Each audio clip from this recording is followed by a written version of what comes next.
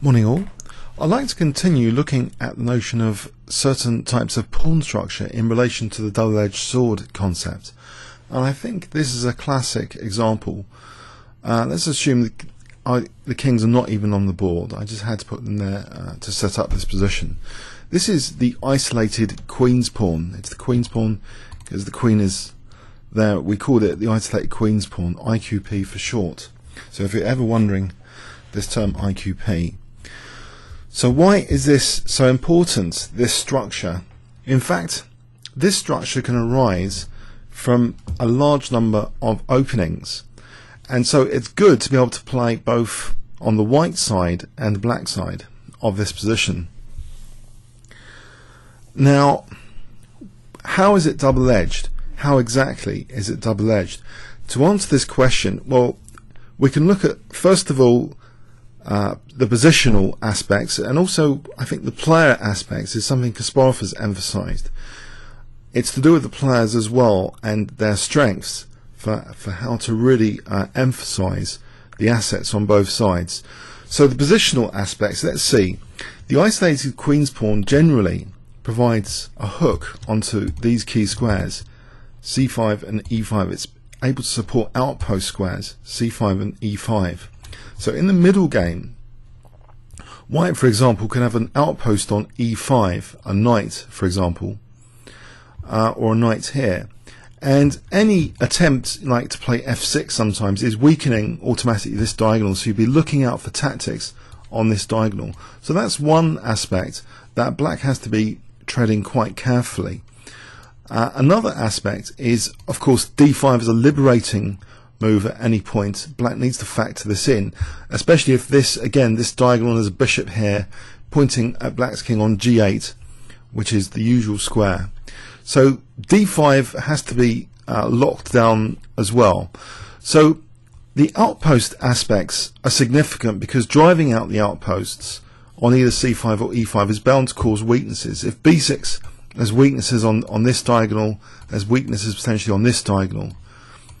So weaknesses can be encouraged from the use of these outpost squares.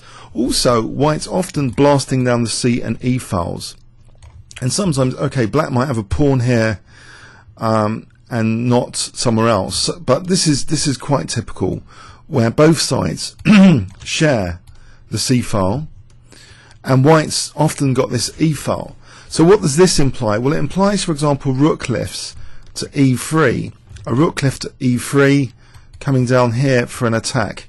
So in the middle game, again, this is these resources, these rook lifts can be celebrated as kind of middle game assets. So the type of player that will be able to make use of these middle game assets is usually, if they're attacking, they'll be looking out for not just simple rook lifts, but often moves like rook takes e6 even, or even rook e6 without pawn there. The dynamic aspects of this e file and this c file, like sacrifices on c8 or rook lifts to c3, these dynamic aspects are all kind of middle game aspects of the isolated queen's pawn. It allows not just these outposts, but by missing pawns here and here, white's got pressure. So the upsides and downsides, the double-edged sword, is more in white's favour, generally speaking, in the middle game because of these aspects. Also, the bishops generally have greater freedom.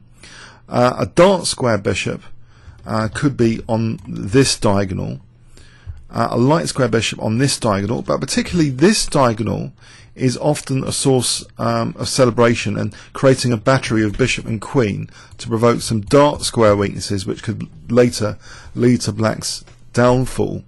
So the bishops and their role with the queen probing these key squares, particularly f7, h7, e6, the light squares in particular, but trying to prompt dark square weaknesses.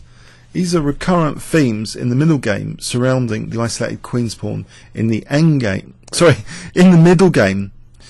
Now the end game's on the tip of my tongue. In the end game, let's briefly just examine from Nimzovic'ian perspective, the end game, well, the powerful blockade opportunity can last to the end game. And if you end up with the king coming to d5, this end game could be virtually lost because Black can sometimes, by blocking this pawn, is creating his own virtual pass pawn majority. Here we've got a very symmetrical example, but sometimes this would actually mean black's got the potential for creating a pass pawn, and white's extra pawn is nullified. But also imagine a king walking to d5. The king then has options for going here or here. The actual corresponding light squares around the isolated queen's pawn are weakened, and Nimzowitsch talks about this, that the colour complex is related to the weakness of the isolated queen's pawn. So strangely, and maybe in a kind of mathematical sense, it's the dark squares outposts which are great for white in the middle game, but in the end game it's the light square outposts which are often great. But also in the middle game, black can sometimes celebrate these light square outposts, particularly c4, because black has this, in this position, this shared c-file.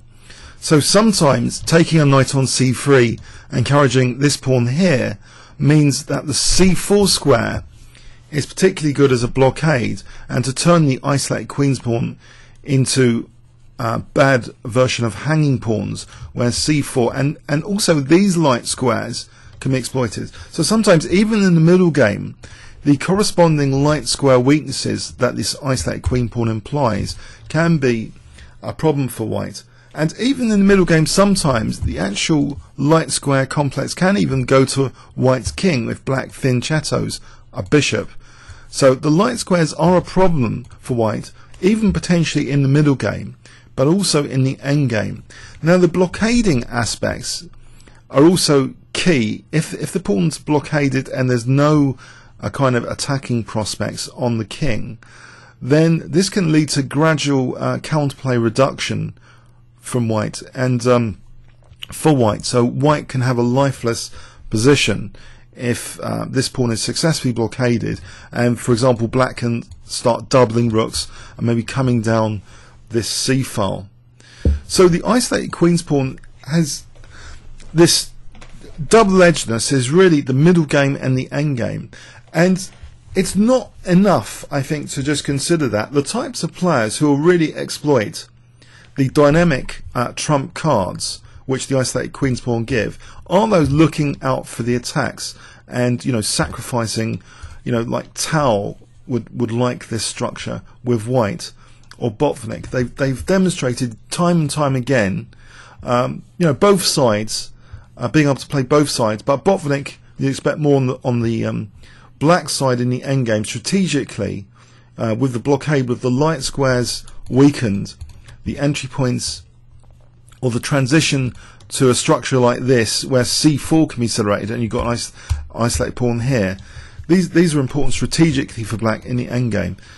So this is really a classic structure for the concept of double-edgedness as in chess, which isn't just about structures in chess. It's any kind of strategy you adopt in chess is also, because we have an opponent, there's nothing which is really that hard as a rule, as a full rule. A knight on the rim is dim, for example. Well, sometimes a knight on the rim is good. A bishop blocked in is sometimes good. There's always a double-edgedness.